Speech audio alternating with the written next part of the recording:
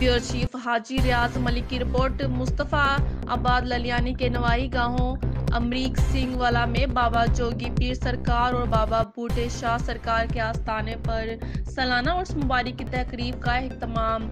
तकरीब का आगाज तलावत कलाम इलाही से किया गया। तलावत कलाम इलाही की सादत कारी अब्दुल रसूल ने हासिल की। इसके बाद नाते रसूल मकबूल सल्लल्लाहु अलैहि वसल्लम की सादत सनाख्वान मुस्तफ़ा मुनीर अहमद और मुतादिद सनाख्वान मुस्तफ़ा सल्लल्लाहु अलैहि वसल्लम ने हासिल की और खूबसूरत अंदाज में बयान भी पेश किया गया।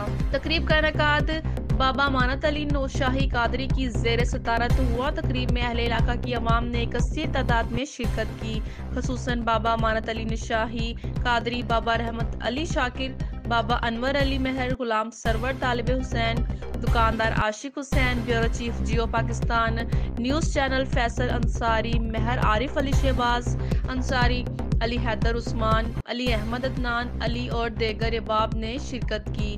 तकरीब के आखिर में तमाम अहले इस्लाम और कौमो मिल्लत की खुशनुदी के लिए खसूसी दुआ भी फरमाई गई।